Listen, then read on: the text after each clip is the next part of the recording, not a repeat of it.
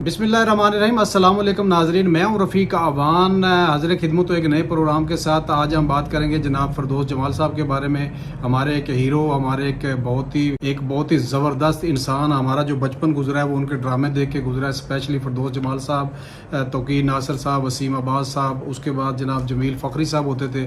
अल्लाह ताला इनको जन्नत नसीब करे। तो हम ये ड्रामे जब देखते थे तो उस वक्त हमारे गांव में एक ही टीवी होता था। मलक वसीम साहब थे, वो सऊदीया गए उस वक्त, वहाँ से काफ़ी सारे पैसे उनको आर्मी की तरफ से वो गए थे, तो ज़ाहिर बात है सैलरी अच्छी थी, तो वो सऊदीया से एक रंगीन टीवी, कलर टीवी लेके आए। वो फिर हम ज़मीन के ऊपर बैठ के देखते थे। तो कभी अगर सर्दी होती थी तो ज़मीन ठंडी होती थी, अगर गर्मी होती थी तो ज़मीन गर्म होती थी। तो हमें इतना शौक़ था उस वक्त ड्रामे देखने का, हम बड़े शौक़ से इनके ड्रामे देखते थे। ये हमारे हीरो थे उस वक्त के फिरदौस जमाल साहब जो हैं, हम इनको कॉपी करते हैं। इन्हीं की तरह पहनना, उठना, चलना, कपड़े पहनना, बात करना, उन्हीं की तरह स्टाइल मारना, तो ये हमें बहुत अच्छे लगते थे, बहुत ज़बरदस्त है। आज भी वो इंसान है, जिंदा सलामत है। लेकिन उनकी एक मामलात उनके घर के कुछ ख़राब हुए हैं। मीडिया पे खबर चल रही थी कि उनको डिवोर्स हो गया, उनकी बीवी ने जो है खुला ले लिया। फिर उनके बेटे का बयान आया, जी हमारी माँ ने खुला ले लिया। बाद में मैंने फिरदौस जमाल साहब का बयान सुना तो उन्होंने कहा नहीं ऐसी कोई बात नहीं है। खुला के लिए आपको पता है कि कोर्ट कचहरी जाना पड़ता है, तो इस तरह का मामला अभी तक हुआ नहीं है। मेरे 4 बच्चे हैं, तो इस उम्र में जाके तो हम नहीं चाहेंगे, ना मेरी बीवी चाहेगी, ना मैं चाहूँगा कि हमारा जो है अलहदगी हो। ये अलहदा बात है कि मैं एक अलग घर में रहता हूँ। उसकी वजह उन्होंने ये बताया कि घर में काफ़ी सारे बच्चे होते हैं और मुझे तन्हाई चाहिए होती है। दूसरा उन्होंने कहा जी मैं एक सेल्फ मेड आदमी हूँ, मैं इंडिपेंडेंट जो है आदमी हूँ, मैं किसी के ऊपर डिपेंड करके नहीं रह सकता, तो इस वजह से मैं अलहदा रहता हूँ। फिर उनके बेटे को इस चीज़ के ऊपर एतराज़ था कि वो जहाँ रहते हैं वो जगह अच्छी नहीं है। फिर एक बंदे ने उनका जाके एंकर ने उनका इंटरव्यू लिया, तो उनसे जब पूछा गया था क्या जनाब ये आपका अपना घर है, तो उन्होंने कहा नहीं जी ये मेरा अपना घर नहीं है, मैं ये किराए पे रहता हूँ। एक मतलब है कोई अच्छी जगह भी नहीं है, घर भी इतना अच्छा नहीं है।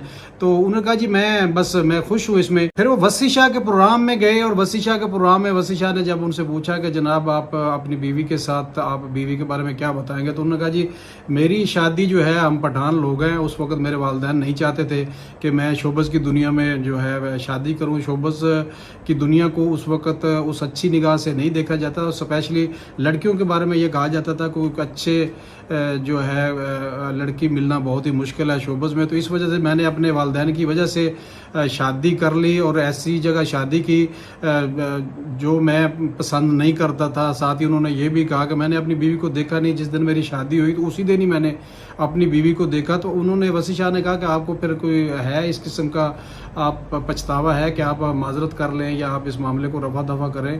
तो उन्होंने कहा जी देखिए बात यह है कि मैं जो बनना चाहता था वो मैं नहीं बन सका, और मेरे में पोटेंशियल ज़्यादा था, लेकिन मैं खुश हूँ अपनी ज़िंदगी से। मेरे में पोटेंशियल बहुत ज़्यादा था, लेकिन मैं दिलीप कुमार नहीं बन सका।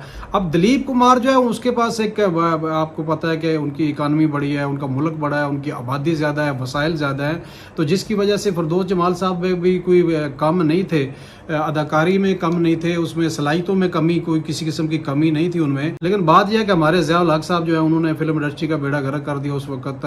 फिर उनकी एक वीडियो भी आई घोड़ों के साथ, को पानी वानी वो पी रहे थे, तो बाद में जनाब, लेकिन यहाँ पे वो नमाजें भी पढ़ते थे, रोज़े भी रखते थे। दिलों के भेद तो अल्लाह बेहतर जानता है, लेकिन बज़ाहिर वो बड़े इस्लामी थे।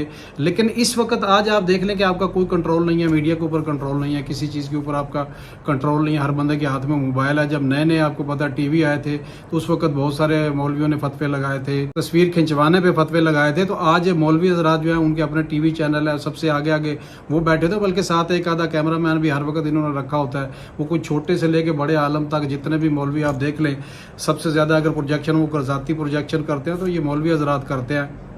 बहरहाल आते हैं वापस उसी टॉपिक की तरफ के, बड़ा अफसोस हुआ ये खबर सुन के।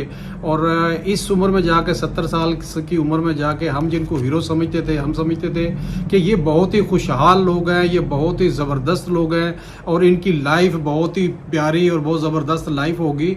लेकिन वो मुझे एक तस्वीर नज़र आए बेबसी की, वो पछता रहे थे, वो परेशान थे, वो दुखी थे। और उन्होंने ये भी कहा कि यार अब मेरी उम्र क्योंकि 70 साल हो गई है, तो अब मैं इंतज़ार कर रहा हूँ کہ ابھی تو موت کا انتظار ہے، تو وہ مایوسی والی باتیں کر رہے تھے. ظاہری بات ہے ان کا لگتا ہے ایسے ہے کہ ان کا بہت زیادہ دل دکھا ہوا ہے، بہت زیادہ افسردہ ہیں، وہ ڈس ہارٹ ہیں، پھر اکیلا پن بھی ان کے اندر ہے، وہ تنہائی بھی ہے.